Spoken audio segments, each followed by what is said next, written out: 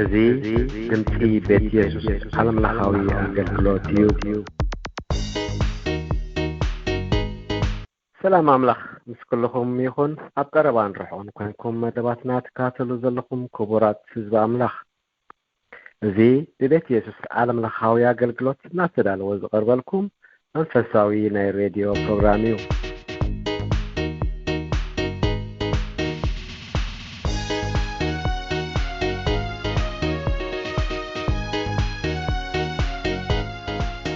ሰላም ጎይታናን መድኃኒናን ኢየሱስ ክርስቶስ ምስ ኩላኻትኩም ይኹን። ሎምውን ጸጉኡ በዚሕለይ ምሕረቱ በዚሕለይ ናይዛ መዓልቲ እዚኣ ሰብ ክኸውን ምሳኻትኩም ኮይነ ክግልገል ድፈቐደ ልዑል እግዚአብሔር ኣምላኽና ስብሓት ይኹኖ።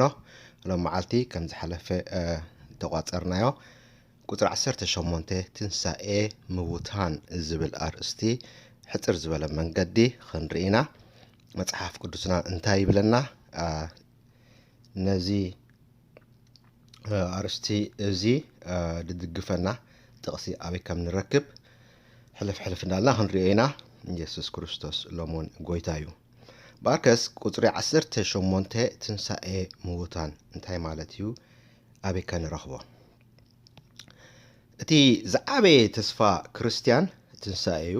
ኩላና ንፈልጦ ሞት ዘይተርፍ ነገር እኳ እንተኾነ ትንሳኤ ስለ ዘሎ ክርስቲያን ንሞት ክፈርሕ የብሉን።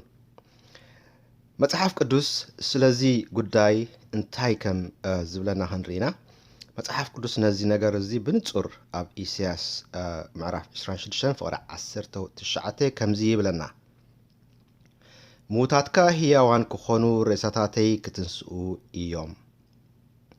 ኣውልኻ ኣውሲ ብርሃን እዩ፣ ምድርን ንምውታት ከተውፅኦም እያ እሞ ኣቱም ኣብ ሓመድ እትነብሩ ንቕሑ እልል ከኣ በሉ።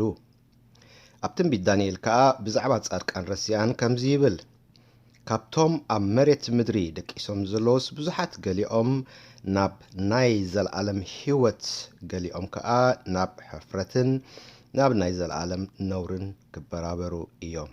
ዳንኤል ምዕራፍ 22 ፍቕዲ 2። ሕዝቅኤል እውን ትንሳኤ ዝድግፍ ሓሳባት ይህበና። ስለዚ ተነበ እግዚኣብሔር ኣምላኽ ከምዚ ይብል ኣሎ ኢልካ እውን ንገሮም፣ እነሆ ኣነ መቃብራትኩም ክኸፍት ኣቱም ህዝበይ ካብ መቃብራትኩም ድማ ከውፅኣኩም ናብ ሃገር እስራኤል ከእትወኩም እየ። ኣቱም ህዝበይ መቃብራትኩም ምስ ከፈትኩ ካብ መቃብራትኩም ከኣ ምስ ኣውፃእኹም ኣነ እግዚኣብሔር ምዃነይ ክትፈልጡ ኢኹም ይብል። ሕዝቅኤል ምዕራፍ 37 ኣብ ፍቕዲ 12። ካብ ሲኦል ወይ ሞት ከም እንናገፍ ትፅቢት ከም ዘሎና ኣብ መዝሙር 49 ፍቕዲ 15 ንንብብ። ኣምላኽ ግና ክቕበለኒ እዩ እሞ ንሱ ንነፍሰይ ካብ ኢድ ሲኦል ከናግፋ እዩ። መዝሙር 17 ፍቕዲ 15 ከምኡውን መዝሙር 73:24 መጽሓፍ ምሳሌ ምዕራፍ 23 ፍቕዲ 14 ተመሳሳሊ ሓሳብ ብዛዕባ ትንሳኤ ንረክብ።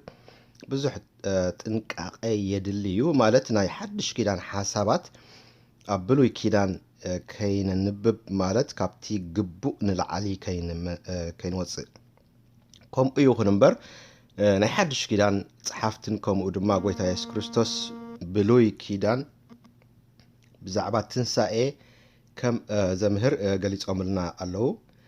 ትንሳኤ የልቦን ዝብሉ ሱዳቃውያን ናብ ጎይታ መጺኦም ምስ ሓተትዎም መልሲ ጎይታ ኢየሱስ ክርስቶስ መጽሕፍቲ ኾነ ወይስ ሓይለ ኣምላኽ ሰኣን ምፍላጥኩም ደይኮንኩምን እትስሕቱ ዘለኹም ይብሎም።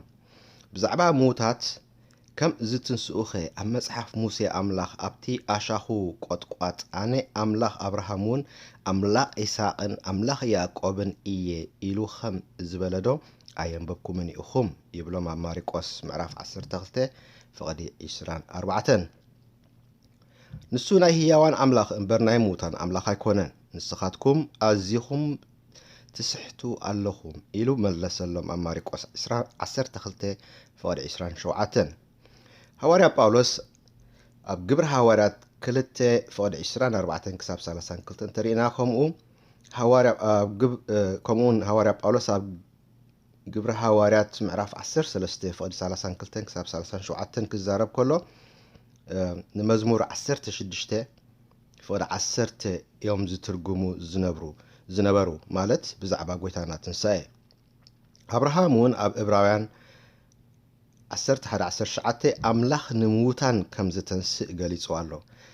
ኣብ ሓድሽ ኪዳን ክንመጽእ ከለና ግና ብዛዕባ ትንሳኤ ብሩህ ኮይኑ ንረኽቦ ከምቲ ኣቐድም ኣቢልና ዝረኣናዮ ኢየሱስ ንሰዱቃውያን ዝሃቦም መልሲ ኣብ ማቴዎስ 22:29 ከምኡውን ማርቆስ 12:24 ሉቃስ 20 ፍቅዲ 34 ንረኽቦ ዮሐንስ እውን ኣብ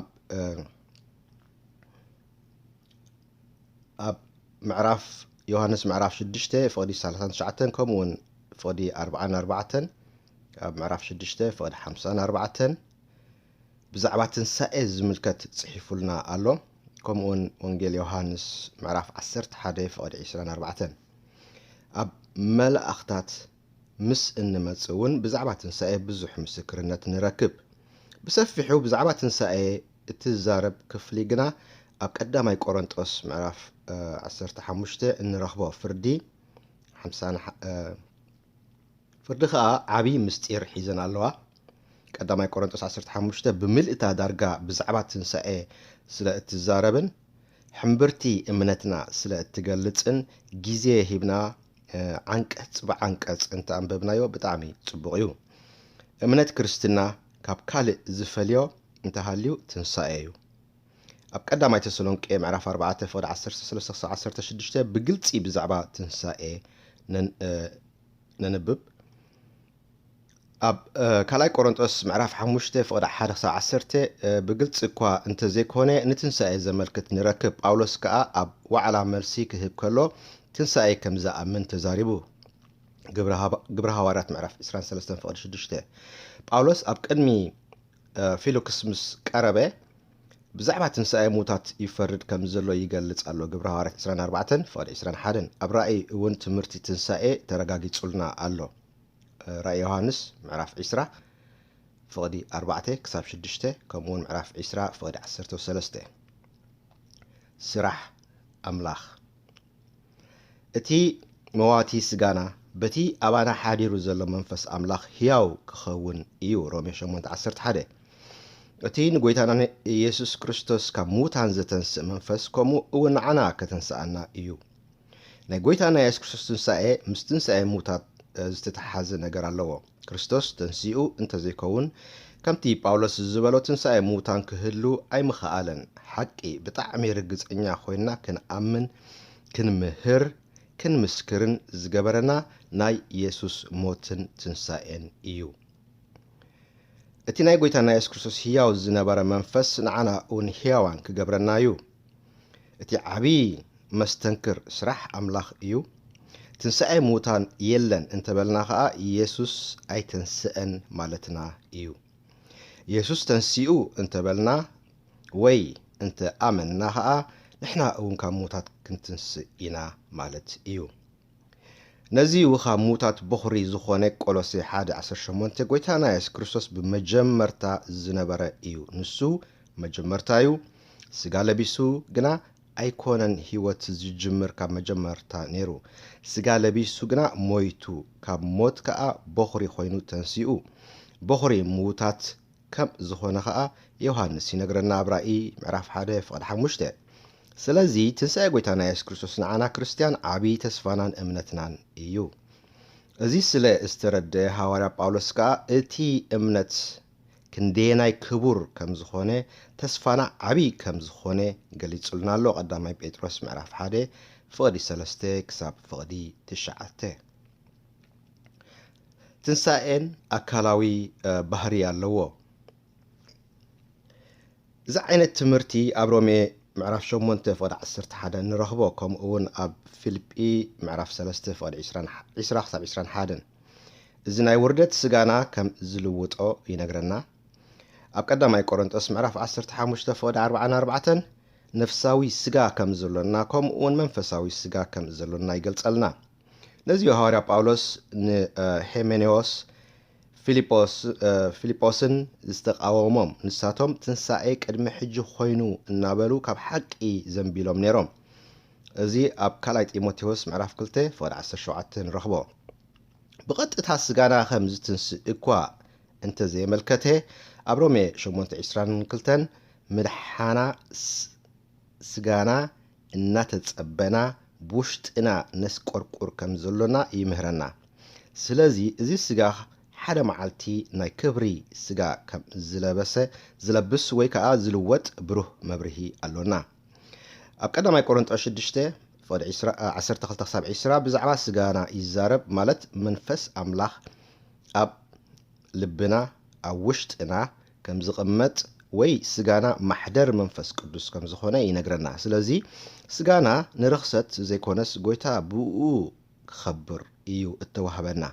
ስለዚ ኸኣዩ ጳውሎስ ብስጋኹም ንኣምላኽ ኣኽብርዎ ዝበለ።